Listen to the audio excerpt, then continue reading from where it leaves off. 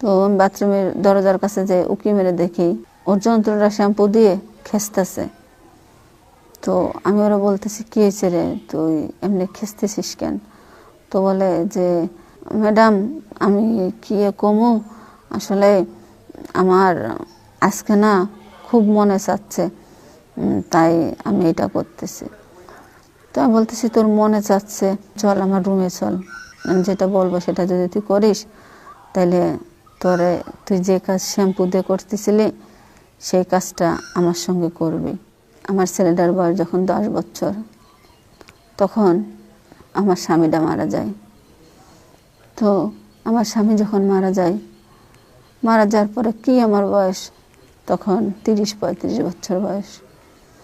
আমার ছেলেটার 18 বছর পড়ছে। তো সেই টাইমে আমার ছেলে বলে, মা আমি তো আছে, আমার আব্বার অনেক কিছু আছে, তারপরেও বসে খাইলে রাজার ভান্ডার ফুরায় যায়, তার থেকে আমার একটা কাজের কথা বলতেছে, চাকরিটা আমি করি। তো বললাম বাবা তুই চাকরি করবি, আমি বাড়িতে একা থাকবো? তো বলতেছে আমার বাড়িতে আবার একটা কাজের ছেড়া আছে। তো বলতেছে আবুল তো আছে, আবুল তোমার দেখে শুনে রাখবে। আমি বললাম আচ্ছা তাহলে তুমি যেটা ভালো মনে করো সেটা করো। আসলে আমার স্বামী মারা গেছে, আমি তো একেবারে অসহায়, আমি কি করব না করব আমি নিজেও বুঝতে পারি না। তারপরে আমার স্বামীর যে জায়গা জমি আছে ভালোই আছে, তো আমার স্বামীর জায়গা জমি কে দেখবে, সে কারণে ওই ছেলেটারে রাখি।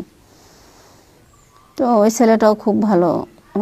আমার ছেলে যখন বাইরে থাকে কাজে, ওই ছেলে আমার সংসারের যত কাজ আছে সব কাজ করবে, আমার ওষুধ দেবে, আমার খাওয়ান দেবে, সব কিছু মানে এভরিথিং, সব যা কিছু আছে সব কিছু দেখে।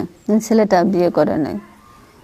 তারপরে ছেলেটা একদিন দেখি ডাকতেছি আমি খুব আবুল আবুল বলে, তো ও হলো বাথরুমে, তো ওর রুম থেকে কোনো আওয়াজ আসতেছে না। তারপরে আমি আস্তে আস্তে ওর রুমের দিকে আগাইছে, দেখি যে বাথরুমের ভিতরে শব্দ করতেছে। কি রে, বাথরুমের ভিতরে শব্দ করে কেন?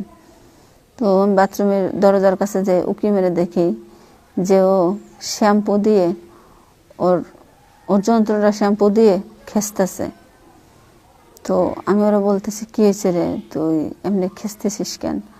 তো বলে যে আপনি এখানে হ, তুই হাত দিয়ে এমনি খেছিস কে? তো কয় ম্যাডাম আমি কি কমু, আসলে আমার আজকে না খুব মনে চাচ্ছে, তাই আমি এটা করতেছি।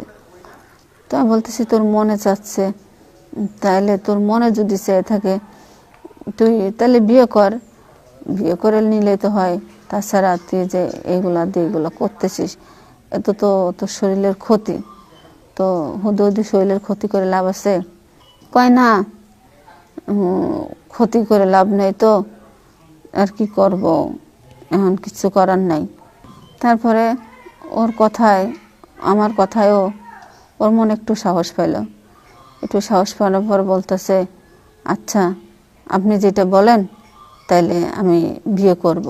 আমি বললাম আচ্ছা ঠিক আছে।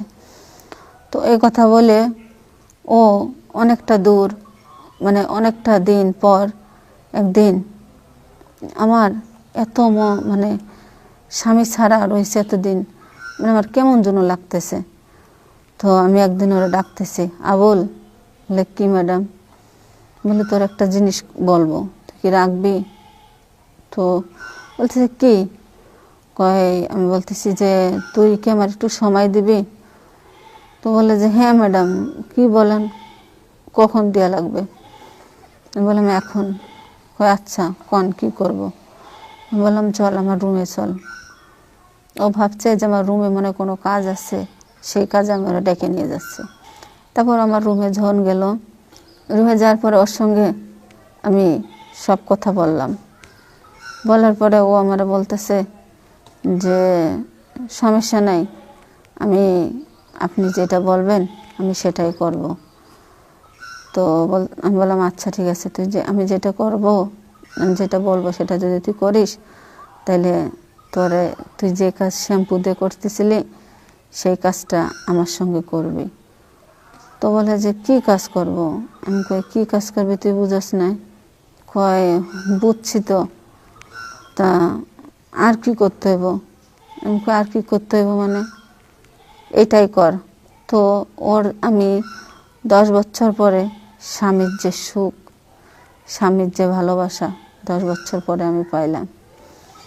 ওর সঙ্গে যখন আমি কাজটা করতেছি তখন ও আমারে বলতেছে যে আসলে ম্যাডাম, মানুষে কয় যে যারা বয়স হয়ে যায় ওদের ওই জিনিসটা নাকি ঝুলে যায়, ঝোল হয়ে যায়, ওর ভিতরে কোনো মজা থাকে না। আসলে আসলে তো অনেক মজা। বললাম যে হ্যাঁ, মজা তো থাকবে, মজা থাকবে না কেন? অবশ্যই মজা থাকবে। তারপরে ওর কথা শুনে আর আমার জিনিসের কাছ থেকে যে মজা পাইলো, এই মজাটা নিয়ে ও খুব খুশি। মানে আমরা দুজনই হ্যাপি। এরকম করে করে অনেকটা দিন হয়ে গেল।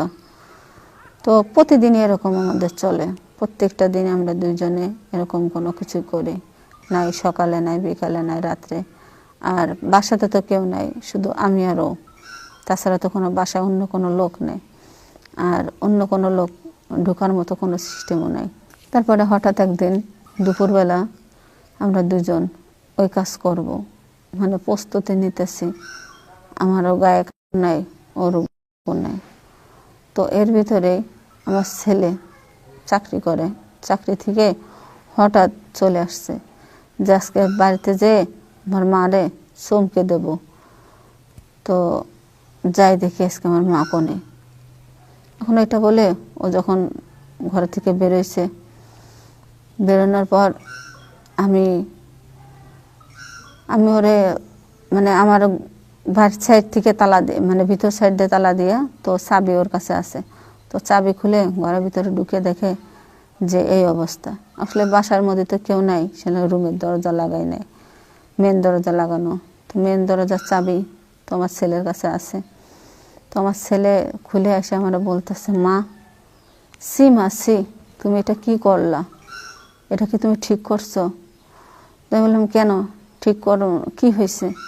কই মা কি হয় না এটা বলো, তুমি থাকতে পারো না, আমি তোমার এত বড় একটা ছেলে, তারপরে তোমার এটা প্রয়োজন, এটা তোমার দরকার, তাহলে তুমি একটা বিয়ে করে নিতে পারতা। আজকে সেইটা না করে আমি এত ভালো একটা পোস্টের চাকরি করি, আর তুমি একটা কাজের ছেলের সঙ্গে এগুলা করতেছো। এটা যদি বাইরের লোকে জানে তাহলে কি আমার মান সম্মান থাকবে? আমার চাকরি নিয়ে টানাটানি পড়বে মা, আর তুমিও তো মুখ দেখাইতে পারবে না। তুমি এটা কি করলা মা? আসলে আমার ছেলে আমারে অনেকভাবে বোঝাচ্ছে। বোঝাইলে কি হবে? আমি তো আর মানে বোঝার ভিতরে নাই, কারণ আমি অন্য জগতে ছিলাম। তো তারপর আমি বুঝলাম জিনিসটা, যে আমি যে জিনিসটা করছি আসলে ভুল করছি, অন্যায় করছি। হ্যাঁ, স্বামী অল্প বয়সে মারা গেছে, আমি যদি আরেকটা বিয়ে করতাম তাতে কোনো পাপ ছিল না, কিন্তু আমি যেটা করছি এটাতে পাপ আছে। বিয়েতে কোনো পাপ নেই, সে বুড়াকালে কি ইকালে কি, কেন ওটা হাদিসে আছে, যদি একটা ছেলে একটা মেয়ে পরপুরুষের হাত ধরো তাহলে বিয়ে করো, বিয়ে করে তার হাত ধরো, সেটাতে জাহাজ আছে। বিয়ে না কইরা তারে না জেনে না বুঝে তার সঙ্গে এক বিছানায় যাওয়া, এটা ঠিক না, এটা ভুল। আসলে আপনারা যদি এরকম কোনো কেউ থেকে থাকেন এগুলো করবেন না, এর থেকে অনেকটা দূরে থাকেন, বিরতি থাকেন, ভালো থাকেন, সুস্থ থাকেন।